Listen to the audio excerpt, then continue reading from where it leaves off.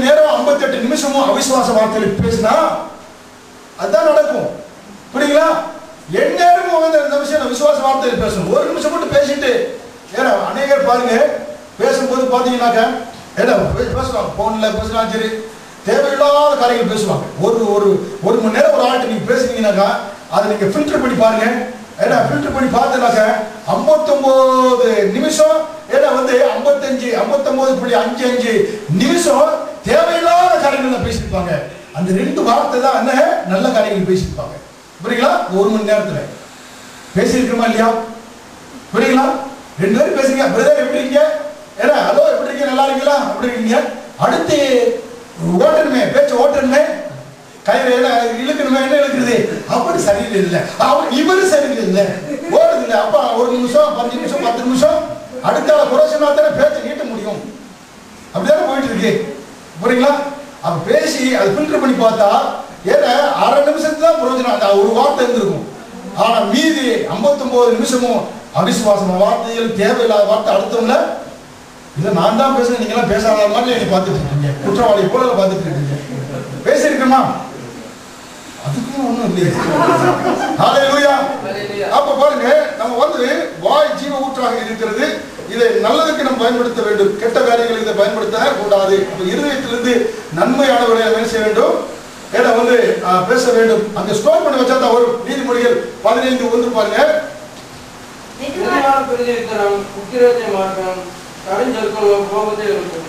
ஞானிகள் நாவோ மூடனுடைய வாயோ. பாருங்க என்ன சொல்லப்பட்டிருக்கு பாத்தீங்களா? வேதவசனம் இப்படியாக சொல்லுகிறது. ஹல்லேலூயா. வேலை இருக்கீங்க, திடீர்னு வேலை போயிடுச்சுனாங்க, வீட்டுக்கு வரும்போது ஏன்னா வீட்டுக்கு வந்து கர்த்தர் எனக்கு நாளைக்கு புதிய வேலையை கொடுத்துட்டாரு சொல்ற மனைவிட்டார். இல்லையா வந்து போனார் பையெல்லாம் என் பையன் எட்டு வந்தாருன்னா கர்த்தர் எனக்கு நாளைக்கு புதிய வேலையை கொடுக்க போறாரு சொன்னாங்க. என்ன செய்வாங்க? அவங்க கேட்கறவங்க என்ன ஆகும்? சந்தோஷம் உண்டாங்க. அவங்க மறுநாள் காலையில் எப்பயும் போல சாப்பாடு எடுத்து கொடுப்பாங்க. நீ சொல்லிட்டு இருக்கவே இமெயில் செக் பண்ணினா அவனுக்கு இன்டர்வியூக்குன்னு வர சொல்லியிருக்கோம். ஹல்லேலூயா. ஐயோ வேலை போச்சே, வீட்டில் வந்தா ஏன்னா சோர்ந்து போய் புரியுங்களா, உள்ளதும் போச்சு பாத்தீங்களா? அப்படி இருக்கக்கூடாது. ஹல்லேலூயா. அப்ப அவங்க விசுவாச வார்த்தை இங்க பாருங்க. நாணி உள்ள நாவு அறிவை வெளிப்படுத்தும், மூடனை வாய புத்தியினத்தை காக்கும். ஆரோக்கியம் உள்ள நாவு ஜீவ விருட்சம். புரியுங்களா? அது 3 படி. ஆரோக்கியம் உள்ள நாவு என்னது? ஜீவ விருட்சம். என்ன சொல்லப்பட்டிருக்கு பாருங்க, ஆரோக்கியம் உள்ள நாவு ஜீவ விருட்சம். அப்ப ஆதியாகமம் ஜீவ விருட்சம் வந்து ஆதியாகமம் 3:3 பார்க்கிறோம். ஆண்டவர் என்ன செஞ்சாரு? தோட்டத்துல என்ன நிறைய கனிகளை வச்சாரு. ஆனா ஆதாம் என்ன சொன்னாரு? அந்த நன்மை தீமை அறியத்தக்க அந்த ஜீவ விருட்சத்தின் கனி என்ன செய்யாத பாருங்களேன். சாத்தான என்ன பார்த்தான் பாருங்க, அவனுக்கு தெரியும் சாத்தான வந்து என்ன சொல்லிட்டான், இவன் வந்து ஏன்னா அந்த அதன் மூலமாக தான் அங்க வேலை செஞ்சான். புரியுங்களா? என்ன அந்த இருக்க தோட்டத்தின் நடுவில் என்ன வச்சாரு ஆண்டவரு? ஜீவ விருட்சத்தின் கனியை வச்சாரு. இன்றைக்கு ஆண்டவரு எல்லாத்துக்கும் நடுவுல ஜீவ விருட்சத்தின் கனி வச்சிருக்காரு. நாவு என்னது? அதான் போட்டிருக்கு, ஆரோக்கியமுள்ள நாவு ஜீவ விருட்சம். இந்த கர்த்தர் இங்க நடுவுல ஜீவ விருட்சம் வச்சிருக்காரு. இந்த ஜீவ விருட்சத்தை நீங்க புசிக்க வேண்டும், நன்மைகளை நீங்க என்ன செய்யணும், என்ன சொல்ல வேண்டும். ஹல்லேலூயா. ஜீவ விருட்சம் ஆரோக்கியமான நாவுல இருந்து ஆரோக்கியத்தை குறித்து பேசணும். அதனால சத்துருவோட பார்க்கிறான், நாவுல வாய வச்சுக்கோங்க. இப்ப அவிசுவாசம் பேசுவான். அவிசுவாசம் பேசும்போது பூமியிலே இருவர் ஒருமனப்பட்டா அது நடக்கும். அப்ப சாத்தான நம்ம ஒருமனப்படுறோம், அந்த ஜெபத்துக்கு ஆண்டவர் பதில் நடக்கல. அப்படியே பேசுறோம். சொல்றது புரியுதுங்களா? அப்ப இந்த ஜீவ விருட்சம், இந்த ஆரோக்கியமான ஜீவ விருட்சத்தில் என்ன செய்யணும்? நன்மைகளை மூண்டு கொள்ள வேண்டும். நன்மைகளை என்ன செய்ய வேண்டும்? பேச வேண்டியது அவசியமாக இருக்கிறது. ஹல்லேலூயா. 14வது வசனம் நீதிமொழி 14:4 என்ன பாருங்க, ஆரோக்கியமுள்ள நாவு ஜீவ விருட்சம், நாவோ மாறுபாடு ஆவியை நொறுக்கும். நாவின் மாறுபாடு ஆவியை. அப்ப எப்ப ஆவியை முறிக்கப்படுகிறது? உள்ளான மனிதன் ஆவியை என்ன செய்கிறது? நாவிலிருந்து சொல்லக்கூடிய வார்த்தைகள் ஆவியை என்ன செய்கிறது? முறிக்கக்கூடியதாக இருக்கிறது. ஹல்லேலூயா. பார்க்கணும். அப்ப நமக்கு ஏதேன் தோட்டத்தை போல இந்த நடுவுல ஜீவ விருட்சத்தை ஆண்டவர் வச்சிருக்கிறார். இந்த நாவிலிருந்து நல்ல காரியங்களை குறித்து நம்ம பேச வேண்டும். ஹல்லேலூயா. அப்ப எல்லா நன்மைகளும் நமக்கு எங்க இல்ல? தூரத்தில் இல்ல. ஹல்லேலூயா. வானத்திற்கு இல்ல. ஆசீர்வாதங்கள் வானத்தில் இல்ல. எங்க இருக்கிறது? வாயில் இருக்கிறது. சொல்லுங்களேன், வாயில் இருக்கிறது. யாரோட? உங்க வாயில் தான் இருக்குது. ஹல்லேலூயா. அப்ப இதை நம்ம தெரிந்து கொள்ள வேண்டியது அவசியம். அப்ப இந்த நாவு எனக்கு ஆவியை முறிக்கக்கூடியதாக இருக்கிறது. 15 வசனம் 13 படிக்கிறது. மனமகிழ்ச்சி முகமலர்ச்சி தரும், மன துக்கத்தினாலே ஆவி முறிந்து போகும். நாவின் மாறுபாடோ ஆவியை நொறுக்கும். பாத்தீங்களா, நாவின் மாறுபாடு ஆவியை நொறுக்கக்கூடியதாக இருக்கிறது. 17:22 படிக்கிறது. 17:22 நீதிமொழிகள் தான் பார்த்துட்டு இருக்கோம். மனமகிழ்ச்சி நல்ல மருந்து. புரியுங்களா? முறிந்த ஆவியோ எலும்பை.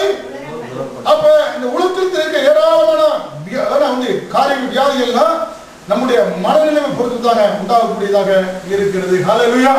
அப்ப வாயிலிருந்து நெகட்டிவான வார்த்தைகளை நீ பேசுறீங்கன்னாக்க அது வாழ்க்கையில பிற்போக்கான காரியங்கள் தான் நடக்கும். அது மட்டுமல்ல, எலும்பை உணர பண்ணக்கூடியதாக மாறி விடுகிறது. ஹல்லேலூயா. எலும்பு என்ன செய்யணும்? வார்த்தை பேசுனீங்கன்னா எலும்பை உணர பண்ணக்கூடியதாக இருக்கிறது. அது நல்ல வார்த்தைகளை பேசுகின்ற பொழுது ஆவி ஆத்மா சரீரத்தில் ஒரு புதிய பலன் உண்டாகக்கூடியதாக இருக்கிறது. ஹல்லேலூயா. வேறு வசனத்தையே சொல்லிட்டு கூட ஒரே போராடிக்கிட்டு எல்லாம் இருக்கு அப்படின்னா சரி, ஜன்னல் மாதிரி ஒரு காரியத்தை சொல்றேன். ஹல்லேலூயா. ஹார்வர்ட் யூனிவர்சிட்டியில படிச்ச ஒரு நல்ல ஒரு டாக்டர், ஹார்வர்ட் யூனிவர்சிட்டியில படிச்ச ஒரு டாக்டர். அவர் இந்தியாவில் வந்து அவங்க வந்து அங்கே படிச்சுட்டு இந்தியாவில் வந்து இந்த டாக்டர் தொழில் பண்ணார். இந்த டாக்டர் தொழிலில் அவர் சொல்றாரு வந்து பாருங்க எப்படியாக இந்த நாவுக்கும் இந்த மனதுக்கும் ஏன்னா அந்த எலும்புகளுக்குள்ள பிரச்சனை குறித்து அவர் எத்தனையோ காரியங்கள் அவருடைய புத்தகமாக வெளியிட்டு பார்க்கிற பொழுது அவர் வந்து அவர் இடத்துல ஒரு பேஷண்ட் ஒரு நாள் வந்தான், ஒரு வாலிபன் வந்தான். ஒரு நாள் வந்து அவர்கிட்ட மெடிக்கல் செக்கப் வந்து பிளட் டெஸ்ட் இதெல்லாம் கொடுக்க வந்திருக்காருலாம். எல்லா பிளட் டெஸ்ட் இதெல்லாம் வந்து அவர் எடுத்துட்டு பிளட் டெஸ்ட் எடுத்துட்டு வந்து அவருக்கு ரிப்போர்ட் வந்து ரெடி ஆயிடுச்சு. அவர் வீட்டுக்கு போயிட்டாரு. மறுநாள் வந்து அந்த ரிப்போர்ட்டை வந்து வாங்கிருக்காங்க. ஒரு நர்ஸ் கிட்ட ரிப்போர்ட்டை வாங்கிட்டு படிச்சு பார்த்து வீட்டுக்கு போயிட்டார். வீட்டில் போய் அதை படித்து பார்க்கும்போது பாருங்க, பார்த்த உடனே பார்த்தீங்கன்னாக்க நீ 3 மாசத்துக்கு தான் உயிரோட இருப்பாய். ஏன்னா உனக்கு சரீரத்தில் கிட்னி ப்ராப்ளம், நுரையீரல் ப்ராப்ளம், அந்த ப்ராப்ளம் இந்த ப்ராப்ளம் ஏன்னா என்று சொல்லி எழுந்ததுனால பாருங்க நல்ல ஆரோக்கியத்திட்ட இந்த படிச்ச உடனே என்னாச்சு அப்படி டல்லாவே உட்காந்துட்டாரு. இந்த ரிப்போர்ட் மெடிக்கல் செக்அப் ரிப்போர்ட் வந்தோன்னு என்ன ஆயிடுச்சு? அவருக்கு டல்லாயிருச்சு. புரியுங்களா? இந்த வார்த்தை எலும்பை உலர பண்ணி விட்டது. ஹல்லேலூயா. பாருங்க இவருக்கு இதாயிடுச்சு, ரொம்ப டல் ஆயிட்டாரு. என்னடா இப்படி ஆகி போச்சு, டல் ஆயிட்டு வேலை வந்து மறுநாள்ல அந்த ரிப்போர்ட்டை வந்து டாக்டர் வந்து டாக்டர் எனக்கு இந்த ரிப்போர்ட்டை படிச்சப்ப அவருக்கு நெஞ்சிக்கு வலிக்கிற மாதிரி தெரியுது, இடுப்புக்கு வலிக்கிற மாதிரி தெரியுது, மூட்டு வலிக்கிற மாதிரி தெரியுது. இந்த ரிப்போர்ட்டை படிச்சப்ப புரியுங்களா? ஏன்னா படிச்சு என்ன டாக்டர் இப்படி ஆயிப்போச்சு, இப்படி மெடிக்கல் ரிப்போர்ட்ல வந்து இப்படி இருந்துச்சு, என்னப்பா என்ன பிரச்சனை இப்படி இருக்க? இதுவே பாருங்க டாக்டர் மெடிக்கல் செக் ரிப்போர்ட்டுக்கு வந்தேன், நீங்க வந்து இப்படி இருக்கு அப்படின்ட்டு என்ன அப்படி இந்த ரிப்போர்ட் அவ்வளவு அப்படின்னு இருக்காது. இல்ல டாக்டர் இந்த டாக்டர் இந்த மெடிக்கல் செக் ரிப்போர்ட் அப்படி காமிச்சிருக்காப்ல. ஆனா டாக்டர் பார்த்துட்டு ஐயோ இது வந்து வேலுச்சாமிக்குள்ள ரிப்போர்ட்டியா, என் நர்ஸ் சாமி வேலை உனக்கு கொடுத்துட்டா, பேரை மாத்தி கொடுத்துட்டாளையா அப்படி சொன்ன. ஐயோ அது எனக்கு இல்லையா, ஏன்னா இது வேலுச்சாமி ரிப்போர்ட்டா அப்படின்னு சொன்னவன். அப்படி சொன்னோன்னே அவன் தெம்பாயிடுச்சான், நிமிர்ந்துனா கடற்கரை எழுச்சி ஓடி போயிட்டான். இல்லையா அதை வாங்கிட்டு போக அது கூட கேட்காம கடற்கரை வீட்டுக்கு போனான். ஹல்லேலூயா. இந்த ஒரு வார்த்தை உனக்கு இல்லைன்னு சொன்ன வார்த்தை ஏன்னா அவனுடைய எலும்புகளில் ஒரு புது பலனை கொடுத்தது. ஹல்லேலூயா. உனக்கு வியாதின்னு சொன்ன உடனே அவன் சோர்ந்து போயிட்டான். புரியுங்களா? அதனாலதான் நாவுடைய வார்த்தை எலும்பு என்ன செய்யும்? உணர பண்ணக்கூடியதாக இருக்கு. ஹல்லேலூயா. எதை குறித்து நீங்க பேசுறீங்க? ஹல்லேலூயா. டாக்டர் ரிப்போர்ட் 1000 சொல்லலாம், ஆனால் அவருடைய தழும்புகளால் நான் குணமானேன்னு சொல்லுங்க. ஹல்லேலூயா. உபாகமம் 7:14 உன்னுடைய ஆணிலாவதும் உன்னுடைய பெண்ணிலாவதும் மிருகமாவது மலடி இருப்பதில் என்று வார்த்தை சொல்கிறது. அந்த வார்த்தையை நான் பிடித்துக் கொள்கிறேன். ஹல்லேலூயா. சரீரத்தில் மாற்றத்தை உண்டு பண்ணுகிறது. ஹல்லேலூயா. இந்த வார்த்தை தான் எலும்புக்கு என்ன செய்கிறது? பலனை கொடுக்கக்கூடியதா இருக்குது. ஹல்லேலூயா. பாருங்க டாக்டர் சொன்னாரா? ஏன்னா தவறான ரிப்போர்ட்டை ஏன்னா சாமிக்குள்ள ரிப்போர்ட் யார் கொடுத்தாங்க? வேலுச்சாமி. பேர் எப்படி மாறிடுச்சு? வேலுச்சாமி நர்ஸ் தப்பாடு பார்த்து ஏன்னா வேலுச்சாமி கொடுத்துட்டாங்க. அதாவது சாமிவேல் அவரு ரிப்போர்ட் அந்த ரிப்போர்ட் மாறி போனதுனால என்னாச்சு? நல்லா இருக்கிற என்ன செஞ்சுட்டான்? நல்லானது காரணம் என்ன? இந்த வாய் நாவுடைய வார்த்தை எலும்பு என்ன செய்து விட்டது? உலரப்படி விட்டதாக இருக்கிறது என்று பார்க்கிறோம். ஹல்லேலூயா. அப்ப எப்படியாக சரீரத்தை இந்த வார்த்தை பாதிக்கிறது என்பதை இதன் மூலமாக தெரிந்து கொள்ள வேண்டும். கேதரின் குல்மான் என்று சொல்லக்கூடிய ஒரு நல்ல பிரசித்தி பெற்ற ஒரு ஊழியக்காரர், ஒரு அம்மா கேள்விப்பட்டீங்களா?